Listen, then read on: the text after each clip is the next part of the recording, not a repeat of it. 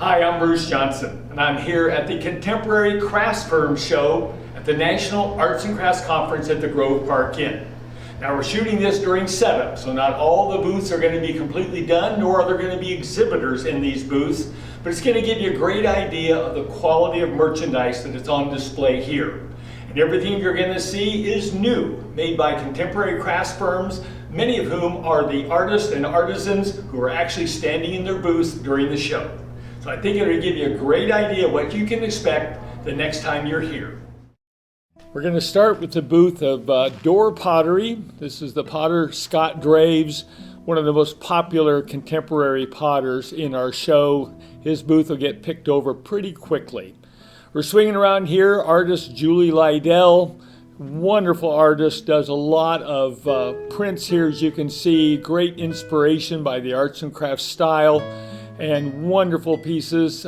She gives us just a great variety of prints for people to choose from, and most of hers are framed, ready to take home and hang, which makes them very popular with our collectors. We're stepping now into the first of one of our rooms. Brian Brace, a Black Mountain, North Carolina furniture maker. Brian puts a lot of time and effort, not just into his furniture, but into his display as well. As you can see, constructed some walls here. Brian always leaves this show with a lot of orders. He can be kept busy for the next year just with the orders he gets from this show. Tile dealer, tile maker, Bill Shiro here. Also a great display, strong selection of tiles there for us. From East Aurora, New York, Ron Van Ostren. As we're shooting this, Ron is actually teaching a workshop to about 11 of our attendees.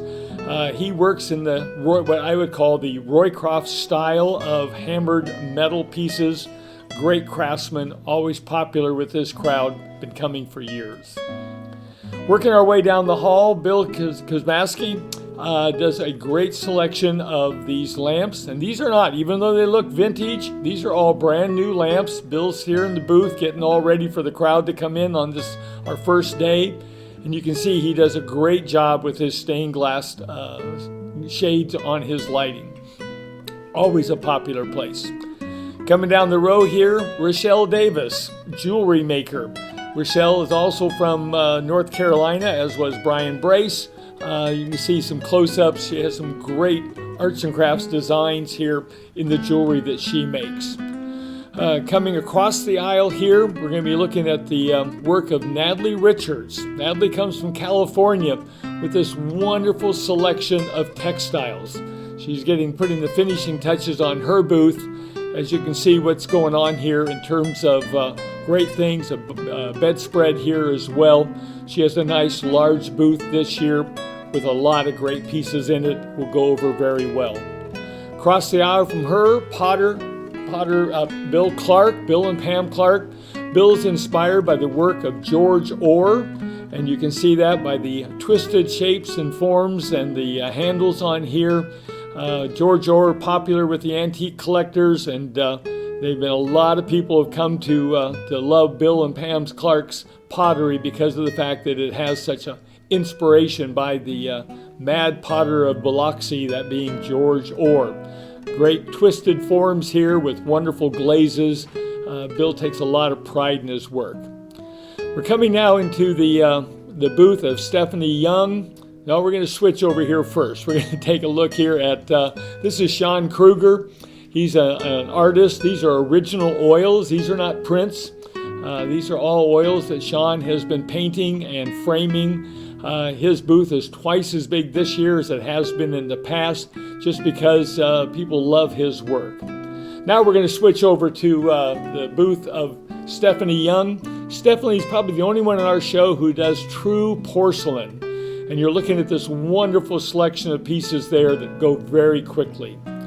Jeb Anderson works in the style of Dirk Van Erp, as you can tell, with the hammered bases and the mica shades. He also does a couple of Roycroft style. Right there is a great Roycroft reproduction lamp. These have become very popular with people who just can't feel like they want to take on the responsibility of an original lamp. We're now looking at the At our next room of booths, Tom Bojanowski's got some prints there. Across the pack here, this is Paul Freeman textile artifacts. And here we're seeing artwork of Tom Bojanowski. Tom is back there, probably I'll bet working on a wood carving for one of his next prints. These are done by carving either in wood or linoleum, and then doing a carving for each one of the colors that goes into his prints. Tom's been an exhibitor with us for several years. Used to work out of East Aurora, but he lives in Florida now, and always a popular stop here. He's done a lot of great prints for us over the years. One year, in fact, did a poster for our conference. Tom Gallenberg, Midwesterner, works in the style of green and green. A lot of people like coming down to see that. We're swinging over here now, going to get another look at some of the textiles that Paul Freeman brings. Paul's out of California, and he has specialized both in antique arts and crafts textiles, but this year, everything you're looking at here are fabrics that he has reprinted. A lot of these were original William Morris designs and Foisy designs. Great selection of fabric for any arts and crafts piece of furniture that you're wanting to have recovered. So this is Paul Freeman, like I say, working out of California. Great guy. He's been in our show almost as many years as we've had the show. Another look here at Tom Gallenberg's green and green inspired furniture and lighting. Great chair there as well. A couple examples of green and green style lighting there done in mahogany rather than the traditional oak. Here we're taking a look at the artwork of Keith Rust. Keith does a great job, brings a great selection as well.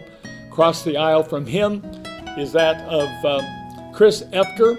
Chris is a metalsmith, and but he also brings a good selection of such things as plate covers, door handles, house numbers, and they've also branched out into some arts and crafts lighting and some small pieces of furniture as well. You can see a couple of the mica shade lamps right there, and some other examples of his wonderful Roycroft-inspired metalware that he creates. Great selection for people. Across the aisle there, Ken Tracy out of Louisiana does a wonderful job with his blue and white decorated art pottery, popular color, and Ken gives them a great selection of different sizes and styles of pots as well. Taking a look now here at Persian Carpet out of Durham, North Carolina. They've been with the show now for almost every year of the show. They are a premier arts and crafts rug dealer in the United States, and they bring some of their finest examples over for our people to choose from. So whether it's at the show or after the show and you're looking for a fine arts and crafts style rug, Persian Carpet, working out of Durham, North Carolina. Great people to work with. I've got several theirs in my home myself. Taking a look here now at the pottery of Hog Hill Pottery. John and Scotty Post, also they're out of North Carolina, do some great pots for us. And coming down here toward the end of this long aisle, this is Mission Guild. Christy and James Miller, wonderful creative people. They do a lot of their own tile work, make their own frames, make furniture. Every year they bring something new and different and have a wonderful display that they actually create here at one end of the hallway at the Grove Park Inn. Their pieces always attract a large crowd. There'll be people will be standing in line just to get in their booth because of some of the wonderful scenic tile pieces they have that James has made the frames for. Just two wonderful creative people. And like I say, every year always something different. So you can see this year they're branching out into making jewelry as well. And here are a couple examples of his lighting.